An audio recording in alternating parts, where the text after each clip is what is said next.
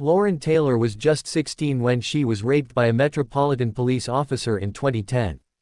Adam Provon was almost twice her age, but he lied to her, telling her he was 22 and promising a date at the cinema.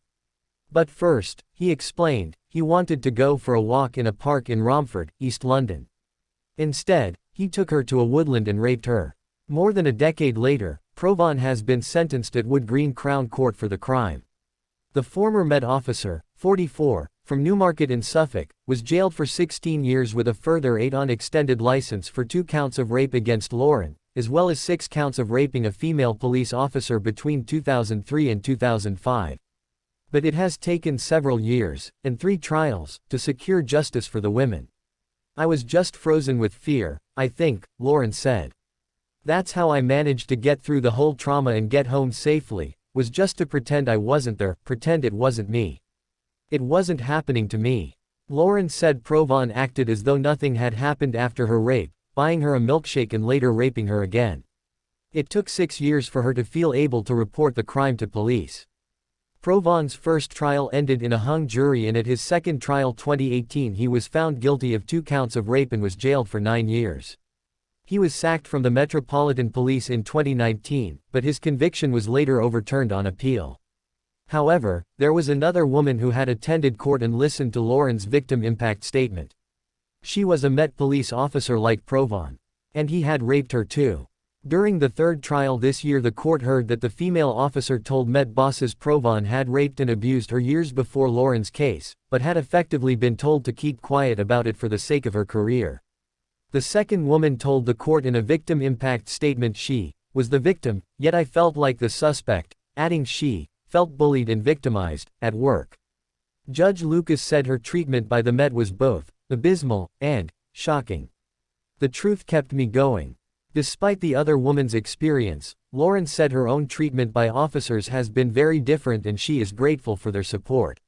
Now aged 29, Lauren has the legal right to remain an anonymous sexual abuse survivor, but she wants to share her story to encourage others to come forward. Finding out he was a police officer was sickening, she said. It took me a lot of courage and strength to go to police. But I think, over time, they have been more to me than some family have. In her victim impact statement read to the court, she explained her relationships have broken down due to the rape and the impact of giving evidence, and she still experiences flashbacks and panic attacks. Although she is thankful Provon is back in jail, she is angry she had to go through another trial. To be honest, I don't feel like I've been very strong.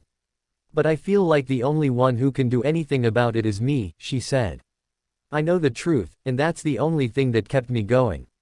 Cold-blooded entitlement. Sentencing Provon, Judge Lucas told the defendant he had displayed a cold-blooded entitlement to sex. The judge said he was troubled by the way the Met handled the female officer's initial complaints against Provon's behavior in 2005, saying those at the force were more concerned with looking after one of their own than taking her seriously. He went on to say that if an investigation been taken forward, Lauren may not have been raped.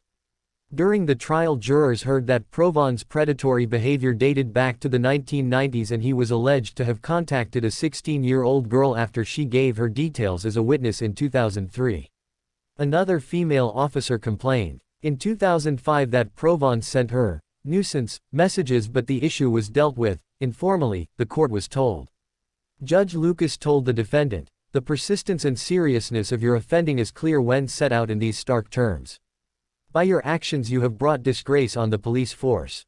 The Met's Assistant Commissioner, Louisa Rolfe, described Provon's actions as utterly deplorable.